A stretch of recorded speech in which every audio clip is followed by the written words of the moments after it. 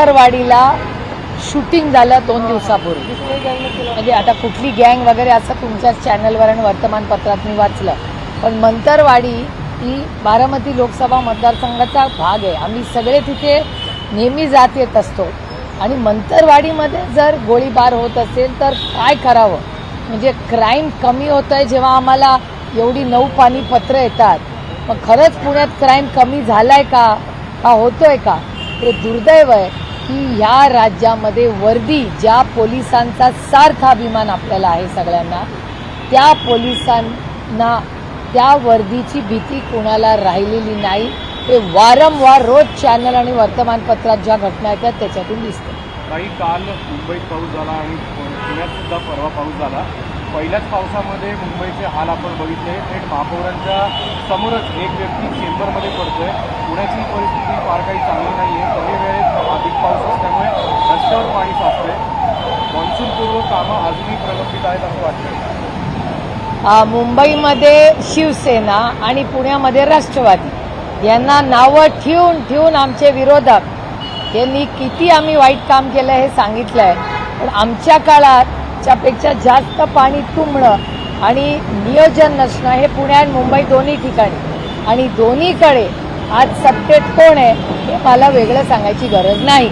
त्याच्यामुळे विरोधात असताना खोटे नाटे आरोप करायचे आणि सत्तेमध्ये आल्यावर कुठलीही एफिशियन्सी करायची नाही, जाहिरातबाजी करायची, पक्ष फोडायचे, घरं फोडायचं, एवढं त्यांचं काम आहे.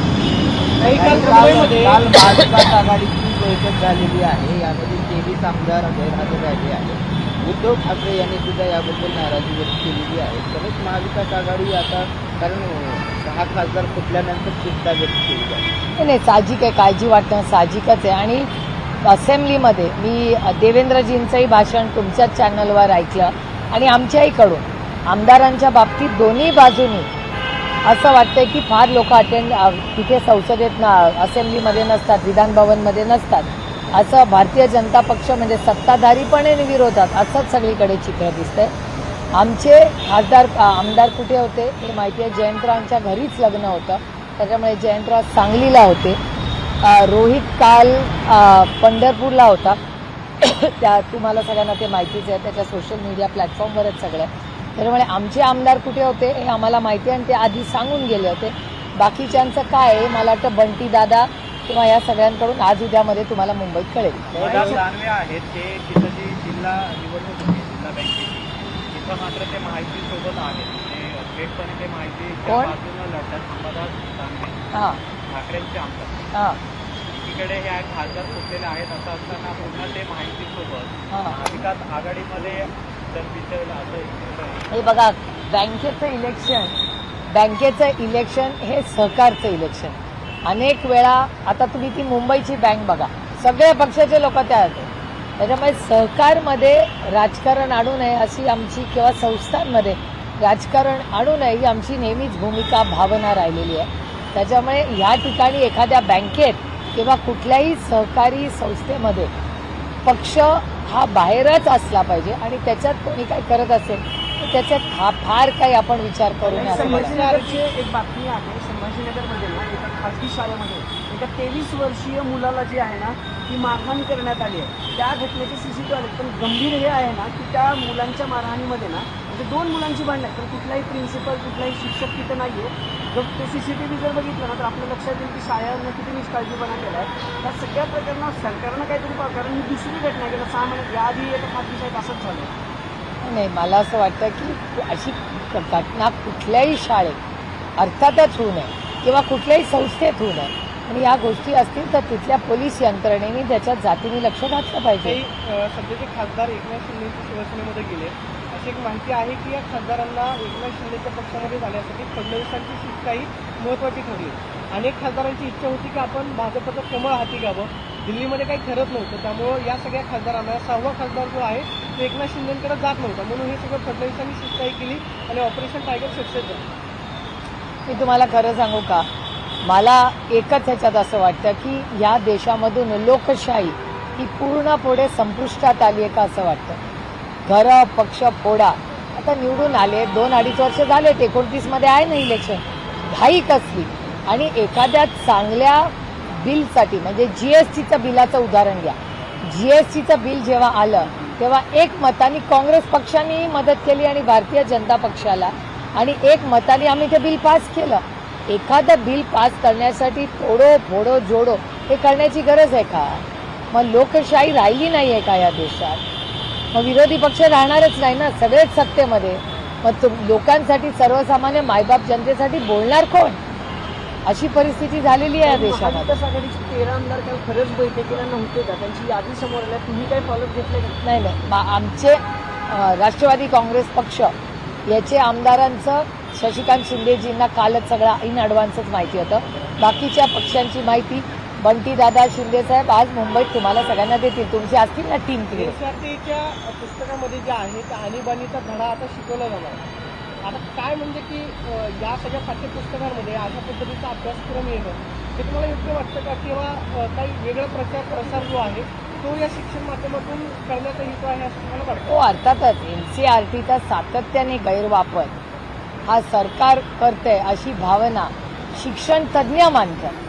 मी काही शिक्षण तज्ज्ञ नाही, पण शिक्षण तज्ज्ञांचे तुम्ही आर्टिकल्स वाचले, तुमचे लेख वाचले, तुम्ही त्यांची भाषणं ऐकली, तर हे काही पहिली गोष्ट नाही.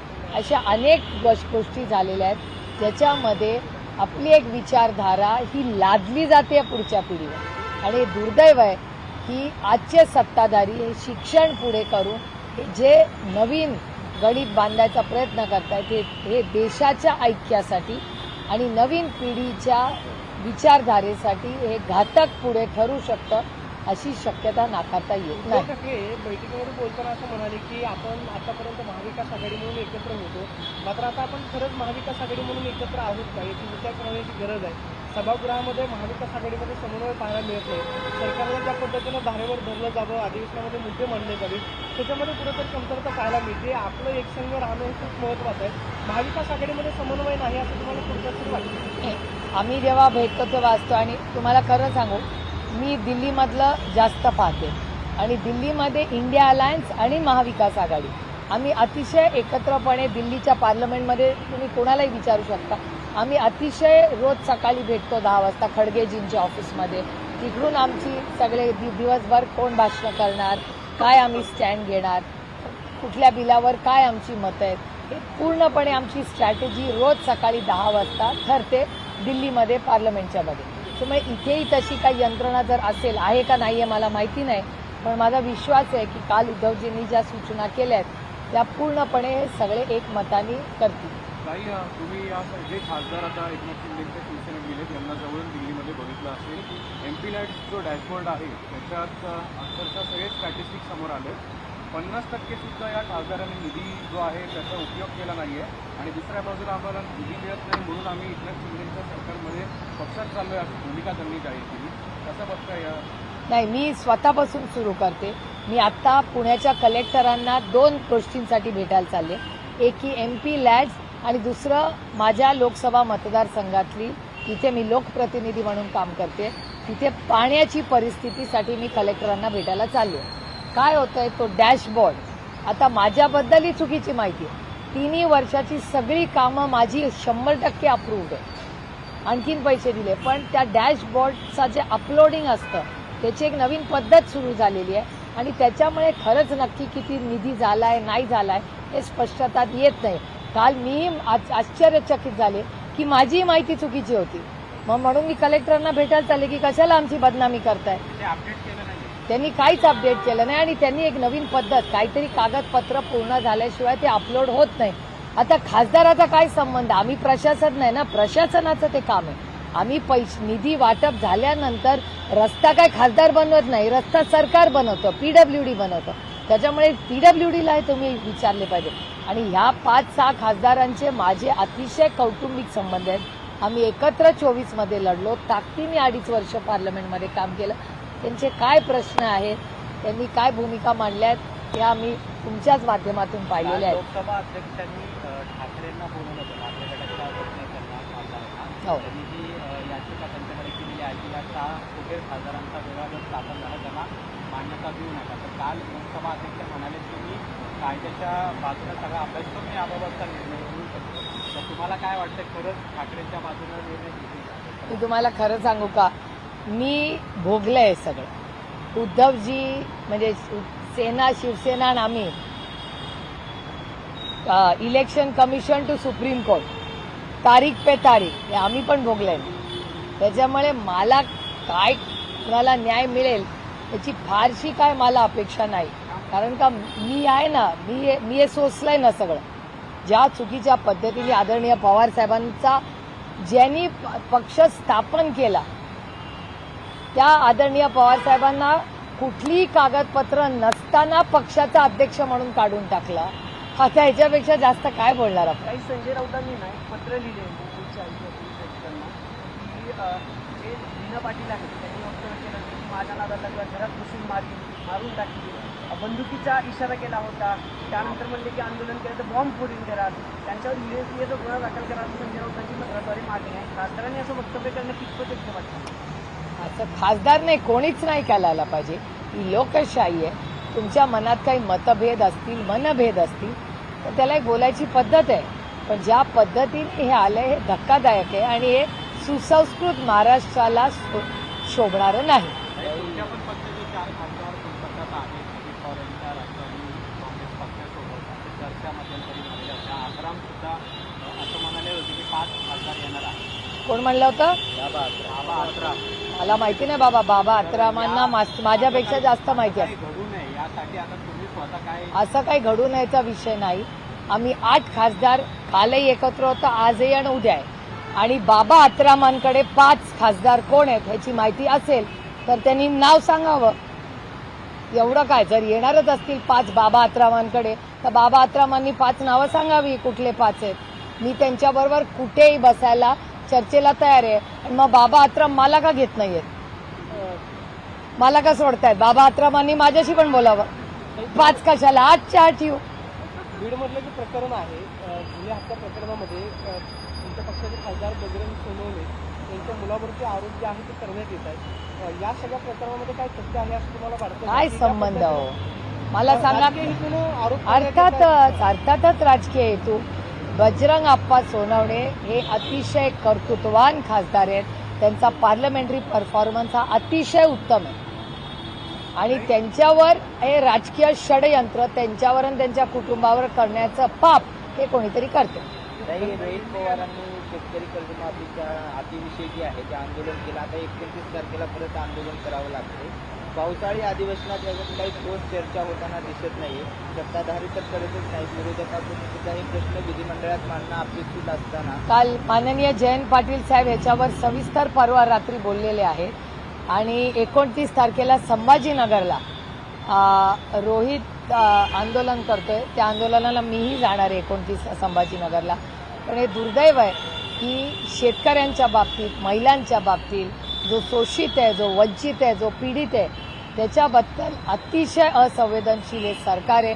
या सरकार आणि ज्या घटना झालेल्या आहेत म्हणजे आता मध्य प्रदेशमधला भ्रष्टाचार बघा, और अयोध्येपासून उज्जैनपर्यंत ज्या श्रद्धास्थान आमच्या सगळ्यांची आहेत त्या श्रद्धास्थानामध्ये भ्रष्टाचार भारतीय जनता पक्षाचे मुख्यमंत्री करत असतील असा आरोप हा वर्तमानपत्रात चॅनल्समध्ये. माझी अपेक्षा आहे की ना खाऊंगा ना खाने दूंगा म्हणणाऱ्या माननीय प्रधानमंत्र्यांनी तातडीने मध्य प्रदेशच्या भ्रष्टाचार झालेल्या आरोपांवर ऍक्शन घेतली पाहिजे आणि मध्य प्रदेशच्या मुख्यमंत्र्यांचा राजीनामा झाला पाहिजे. यांनी शब्द दिलेला होता की आम्ही मुंबईमध्ये तुम्ही या बैठक आपण घेऊ. अजूनही ती बैठक झालेली नाही आणि त्याच अटीवर खरं तर रोहित पवारांनी त्यांचं उपोषण मागे घेतलं. तेच आता आम्ही त्याचा फॉलोअप करतोय. माननीय जयंत पाटील पण आज मुंबईला आलेले आहेत. ते आज हाऊसमध्ये या गोष्टींवर बोलणार. काही राम मंदिरासाठी चांदीच्या विटा गोळा केलेल्या होत्या एका विशिष्ट समाजाकडून. त्या समाजाने आता पत्र दिलं की त्या विटाचा काही हिशोब त्यांना भेटलेला नाही. त्याची आजची किंमत जवळपास 7 कोटी आहे. त्यावेळेसची 2 कोटी रुपये होती. आणि हे सगळे प्रश्न संसदेमध्ये अयोध्या ते उज्जैन आमच्या श्रद्धास्थानात जर भ्रष्टाचार होणार असेल तर आम्ही ते सहन करणार नाही.